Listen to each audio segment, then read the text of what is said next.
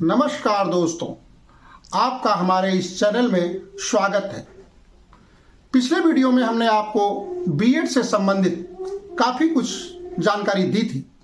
आज हम आपको नई शिक्षा नीति 2020 के विषय में बताना चाहेंगे। इसमें बहुत सी भ्रांतियां हैं, उन भ्रांतियों को हम दूर करना चाहते हैं।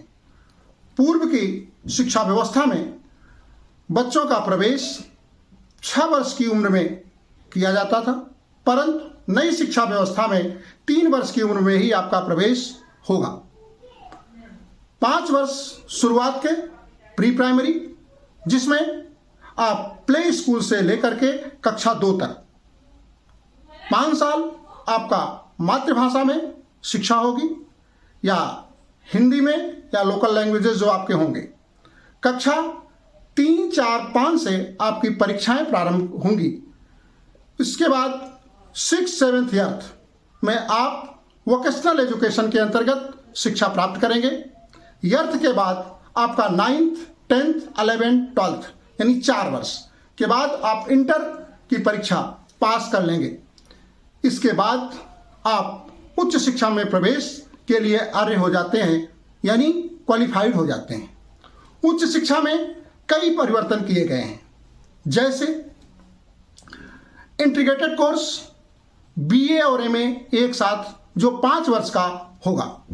दूसरा 4 वर्ष का ग्रेजुएशन के साथ शोध डिग्री, यानी कभी कभी होता क्या था कि बच्चे बीच में ही अपनी पढ़ाई रोक देते थे और वह डिग्री नहीं प्राप्त करते थे। सरकार ने इसके लिए व्यवस्था दिया कि यदि वह किसी कारण से प्रथम वर्ष में अपनी पढ़ाई रोकता है तो उसको सर्टिफिकेट कोर्स देकर के बाहर कर दिया जाए। यदि दूसरे वर्ष में छोड़ता है तो उसे एडवांस सर्टिफिकेट कोर्स देकर के बाहर हो सकता है।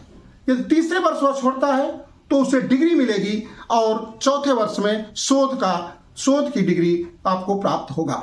यदि आप पीजी करना चाहते हैं तो अब पीजी के लिए एक विकल्प आपके पास बना, 1 वर्ष में आपको पीजी की डिग्री मिल जाएगी। शोध के उपरांत ही आप रिसर्च स्कॉलर यानी पीएचडी कर सकते हैं।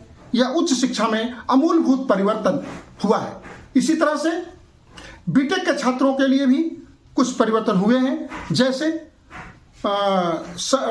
आईटीआई सर्टिफिकेट कोर्स और उसके बाद पॉलिटेक्निक कोर्स और फिर डिग्री, यानी 5 साल में इंटीग्रेटेड प्रोग्राम के अंतर्गत वो भी शिक्षा प्राप्त कर सकते हैं।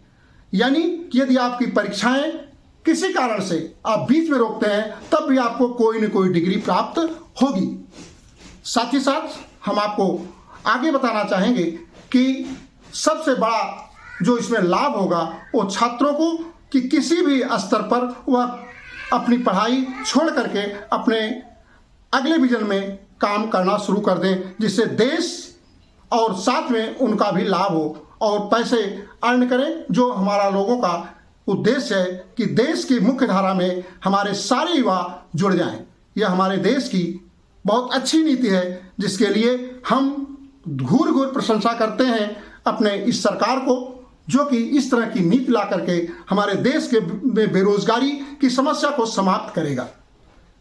इसके साथ यदि आपको वीडियो अच्छी लगे तो इसको सब्सक्राइब कीजिएगा, लाइक कीजिएगा और साथ ही साथ हम इसी के साथ अपनी भाषा को यहीं विराम देंगे।